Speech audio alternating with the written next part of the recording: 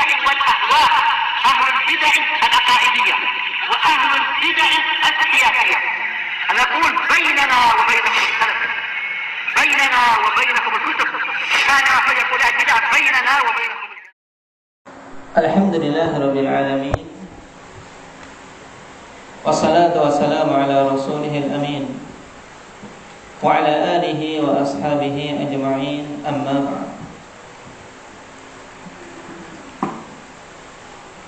Telah kita ambil pada pertemuan yang lalu bahwasanya hari kiamat telah Allah Subhanahu wa taala tetapkan tegak pada hari apa? Maulana, hari Jumat. Lalu bagaimana kita mensinkronkan dengan hadis bahwasanya tidak ada yang mengetahui tentang kapan tegaknya hari kiamat. Kalau di sini kita katakan hari Jumat, bagaimana mensinkronkannya? Masih Maulana.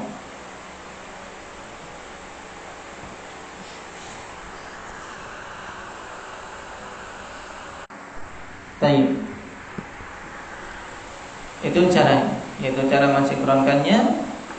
Nah, bahwasanya Rasul sallallahu alaihi wasallam mengatakan la taqumus sa'ah illa fi yaumil jum'ah, ini penetapan bahwasanya untuk hari tegaknya ya hari Jumat. Cuma dari sekian hari Jumat yang ada, yang mana kita tidak mengetahui. Jumat yang kapan tidak ada seorang pun yang mengilmuinya. Sekarang kita masuk pada poin berikutnya. Ma hiya al-'alamatu allati idza dhaharat ughliqa babut taubah? Apa alamat hari kiamat yang apabila telah nampak maka ditutuplah pintu taubat? Wal jawab tulu'us syamsi min maghribiha. Alamat tersebut yaitu terbitnya matahari dari arah tenggelamnya. Wa dalilu haditsu Sufwan bin Asal radhiyallahu anhu fi haditsil masih 'ala al-khuffain. Dalilnya adalah hadis Sufwan bin Asal tentang hadis mengusap dua khuf.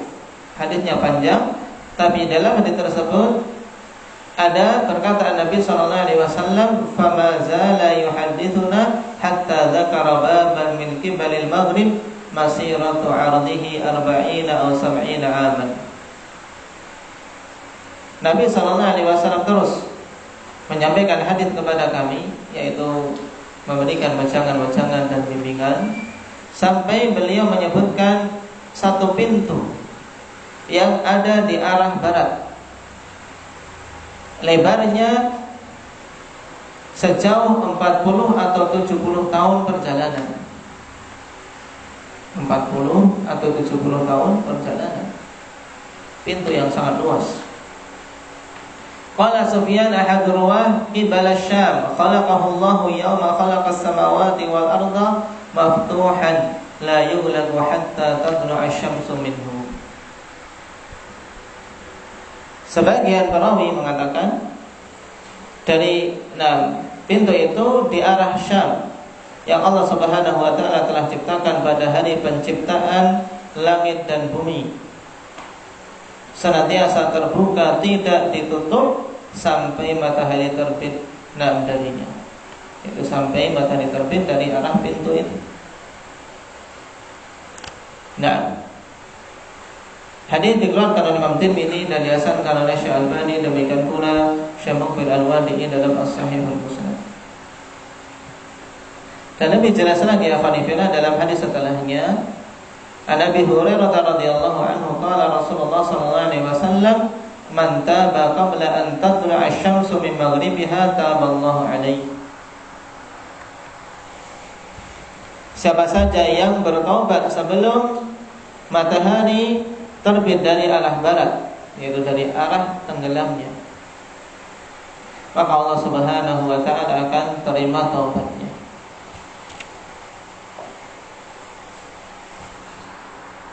Dan terbitnya matahari dari arah barat inilah afanifillah yang dimaksudkan dalam firman Allah Subhanahu wa taala di surat Al-An'am, ayat 158. Di mana Allah Subhanahu wa taala berfirman, "Yauma ya'ti ba'du ayati rabbik la yanfa'u nafsan imanuha lam takun amanat min qablu aw kasabat fi imaniha khairan." Pada hari datang sebagian tanda-tanda kebesaran Rabb, maka tidak bermanfaat bagi suatu jiwa keimanannya yang sebelum waktu itu dia belum beriman, dan sebelum waktu itu dia tidak melakukan amalan kebaikan sedikit pun. Maksudnya apa? Ketika telah turun atau telah datang ayat tersebut, yaitu tanda hari kiamat, maka apa? Maka tidak bermanfaat lagi keimanan. Tidak bisa diterima seorang menyatakan iman di situ. Kenapa? Karena semuanya beriman. Kalau sudah matahari terbit dari barat, semuanya mengakui sudah. Nah, sebagaimana dalam hadis Abi Hurairah radhiyallahu anhu sebagai penafsiran ayat ini yang diriwayatkan oleh Imam Bukhari dan Muslim, la taqumus sa'atu hatta tatlu'a asy-syamsu min maghribiha. Fa idza tala'at min maghribiha amana an-nasu kulluhum ajma'un. Lihat, tidak akan tegak hari kiamat sampai matahari terbit dari arah barat. Maka tatkala matahari itu terbit dari arah barat, semua manusia itu beriman. Semuanya beriman, sudah mereka sudah sadar kiamat sudah. Nah, kalau sekarang manusia dikatakan kiamat sudah dekat, tetap saja bermaksiat. Tapi kalau sudah matahari terbit dari barat, alhamdulillah semuanya sadar dan diliputi ketakutan. Maka semuanya beriman. Tapi kata Rasul sallallahu alaihi wasallam, fa yauma idzin la yanfa'u nafsan imanuha. Pada hari tersebut tidak bermanfaat bagi suatu jiwa keimanannya. Lam takun amanat min qabl, yang sebelum terbitnya matahari dari barat tadi dia belum beriman. Kalau sebelum itu dia belum beriman, maka tidak bermanfaat. Au kasabat fi imaniha khaira, atau dia melakukan kebaikan di dalam keimanannya sebelum itu. Maka ikhwani fillah, selama masih ada kesempatan, maka banyak-banyak disyukuri kesempatan tersebut sebelum tertutup.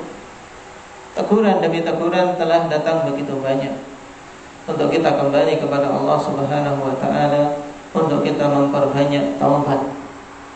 Memperbanyak istighfar. Karena istighfar ikhwani fillah juga sebab tertolaknya bala. Allah Subhanahu wa taala katakan, "Wa ma kana Allah liyu'adzibahum wa anta fihim, wa ma kana Allah mu'adzibahum wa hum yastaghfirun." Allah Subhanahu wa taala tidak akan mengadab mereka dalam keadaan engkau wahai Nabi berada di tengah-tengah mereka. Cuman Nabi telah wafat. Tapi alhamdulillah Allah Subhanahu wa taala sebutkan sebab yang kedua yang menjadi penolak bala, yaitu Allah Subhanahu wa taala tidak akan mengadab mereka dalam keadaan di tengah-tengah mereka ada orang-orang yang beristighfar, meminta ampunan kepada Allah Subhanahu wa taala. Tapi apa? Istighfar yang betul, bukan istighfar sekedar nyanyi-nyanyi saja. Dan istighfar yang betul-betul seorang meminta ampunan kepada Allah Subhanahu wa taala.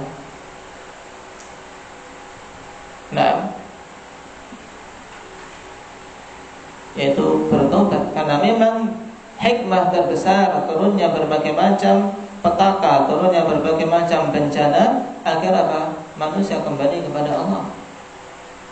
Sebagaimana telah kita bahas kemarin dalam ayat di surat Ar-Rum,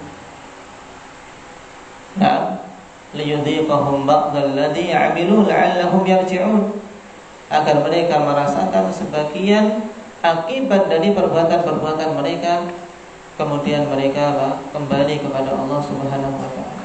Ini tujuannya. Bukan malah semakin jauh kepada Allah, menjauh dari masjid-masjid.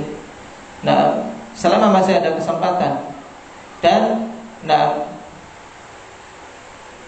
belum tertutup pintu-pintu itu alhamdulillah, maka pergunakan. Nah, dan ini juga nasihat dari ulama kita.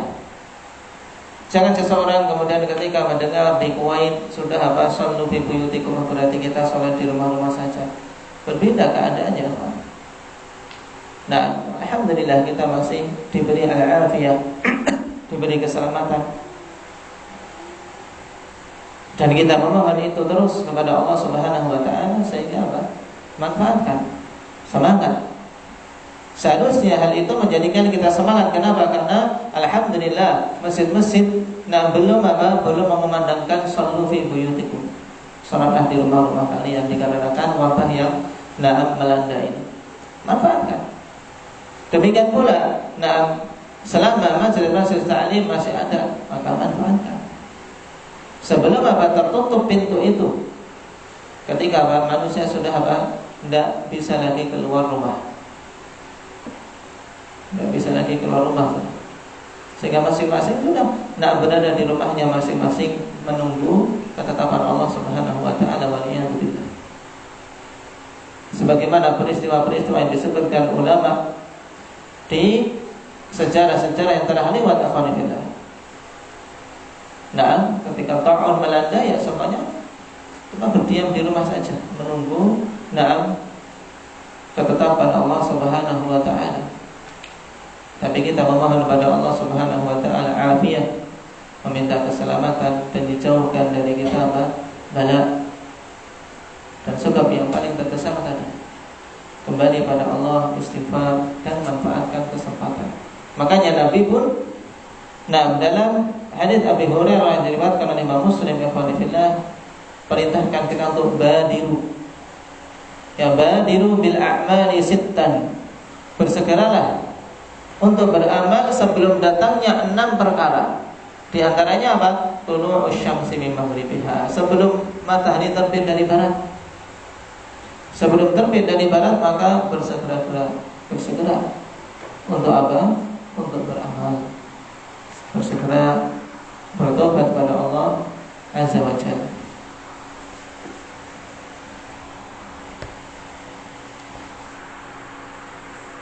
Dengan hadits Abi Hurairah ini alhamdulillah berarti jelas ayat di surat Al-An'am, yauma ya'ti ba'du ayati rabbik la yanfa'u nafsan imanuha lam takun amanat min qabl. Ini adalah apa ditafsirkan dengan terbitnya matahari dari arah barat.